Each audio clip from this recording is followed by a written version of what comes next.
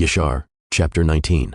And the cities of Sedom had 4 judges to 4 cities, and these were their names: Serach in the city of Sedom, Sharkad in Amorah, Zavnak in Admah, and Menon in Sevim.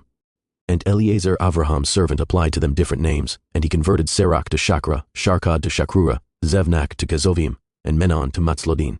And by desire of their 4 judges, the people of Sedom and Amorah had beds erected in the streets of the cities. And if a man came to these places, they laid hold of him and brought him to one of their beds, and by force made him to lie in them. And as he lay down, 3 men would stand at his head, and 3 at his feet, and measure him by the length of the bed. And if the man was less than the bed, these 6 men would stretch him at each end, and when he cried out to them, they would not answer him.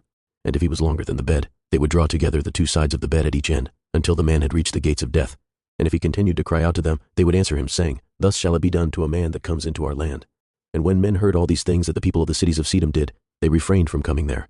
And when a poor man came to their land, they would give him silver and gold, and cause a proclamation in the whole city not to give him a morsel of bread to eat. And if the stranger should remain there some days, and die from hunger, not having been able to obtain a morsel of bread, then at his death all the people of the city would come and take their silver and gold which they had given to him.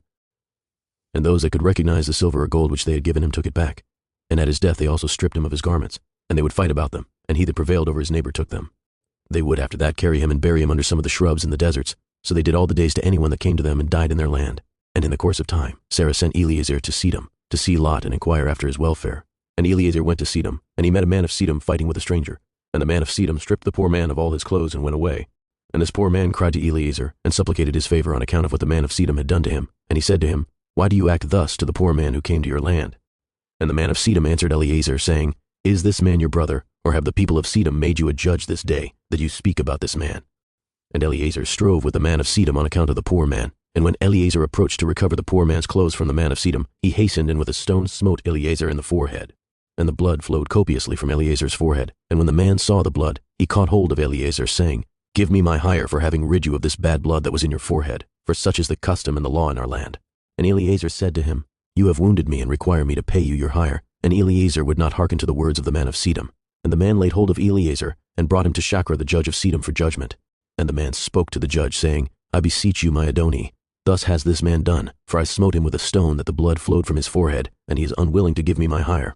And the judge said to Eliezer, This man speaks truth to you, give him his hire, for this is the custom in our land. And Eliezer heard the words of the judge, and he lifted up a stone and smote the judge, and the stone struck on his forehead, and the blood flowed copiously from the forehead of the judge. And Eliezer said, If this then is the custom in your land, give you unto this man what I should have given him, for this has been your decision, you did decree it. And Eliezer left the man of Sedom with the judge, and he went away. And when the kings of Elam had made war with the kings of Sedom, the kings of Elam captured all the property of Sedom, and they took Lot captive with his property. And when it was told to Abraham, he went and made war with the kings of Elam, and he recovered from their hands all the property of Lot, as well as the property of Sedom. At that time the woman of Lot bore him a daughter, and he called her name Paltith, saying, Because Elohim had delivered him and his whole household from the kings of Elam. And Paltith daughter of Lot grew up, and one of the men of Sedom took her for a woman. And a poor man came into the city to seek a maintenance, and he remained in the city some days. And all the people of Sedom caused a proclamation of their custom not to give this man a morsel of bread to eat, until he dropped dead upon the earth, and they did so. And Paltith the daughter of Lot saw this man lying in the streets, starved with hunger, and no one would give him anything to keep him alive, and he was just upon the point of death. And her soul was filled with pity on account of the man, and she fed him secretly with bread for many days, and the soul of this man was revived. For when she went forth to fetch water, she would put the bread in the water pitcher, and when she came to the place where the poor man was, she took the bread from the pitcher, and gave it him to eat, so she did many days. And all the people of Sedom and Amorah wondered how this man could bear starvation for so many days, and they said to each other, This can only be that he eats and drinks, for no man can bear starvation for so many days or live as this man has, without even his countenance changing. And 3 men concealed themselves in a place where the poor man was stationed, to know who it was that brought him bread to eat. And Paltith daughter of Lot went forth that day to fetch water, and she put bread into her pitcher of water, and she went to draw water by the poor man's place, and she took out the bread from the pitcher and gave it to the poor man, and he ate it. And the 3 men saw what Paltith did to the poor man, and they said to her, It is you then who has supported him, and therefore has he not starved, nor changed in appearance, nor died like the rest. And the 3 men went out of the place in which they were concealed, and they seized Paltith and the bread which was in the poor man's hand. And they took Paltith and brought her before their judges, and they said to them, Thus did she do, and it is she who supplied the poor man with bread. Therefore did he not die all this time. Now therefore declare to us the punishment due to this woman for having transgressed our law. And the people of Sedom and Amorah assembled and kindled a fire in the street of the city, and they took the woman and cast her into the fire, and she was burned to ashes. And in the city of Admah there was a woman to whom they did the like. For a traveler came into the city of Admah to abide there all night, with the intention of going home in the morning, and he sat opposite the door of the house of the young woman's father, to remain there, as the sun had set when he had reached that place. And the young woman saw him sitting by the door of the house. And he asked her for a drink of water, and she said to him, "Who are you?" And he said to her, "I was this day going on the road, and reached here when the sun set. So I will abide here all night, and in the morning I will arise early and continue my journey." And the young woman went into the house and fetched the man bread and water to eat and drink. And this affair became known to the people of Admah, and they assembled and brought the young woman before the judges, that they should judge her for this act. And the judge said, "The judgment of death must pass upon this woman because she transgressed our law, and this therefore is the decision concerning her." And the people of those cities assembled and brought out the young woman, and anointed her with honey from head to foot, as the judge had decreed. And they placed her before a swarm of bees which were then in their hives, and the bees flew upon her and stung her that her whole body was swelled. And the young woman cried out on account of the bees, but no one took notice of her or pitied her, and her cries ascended to heaven. And Yahweh was provoked at this and at all the works of the cities of Sedom, for they had abundance of food, and had tranquility amongst them, and still would not sustain the poor and the needy. And in those days their evil doings and sins became great before Yahweh. And Yahweh sent for 2 of the angels that had come to Abraham's house, to destroy Sedom and its cities. And the angels rose up from the door of Abraham's tent, after they had eaten and drunk. And they reached Sedom in the evening, and Lot was then sitting in the gate of Sedom. And when he saw them, he rose to meet them, and he bowed down to the ground. And he pressed them greatly, and brought them into his house. And he gave them victuals which they ate, and they abode all night in his house.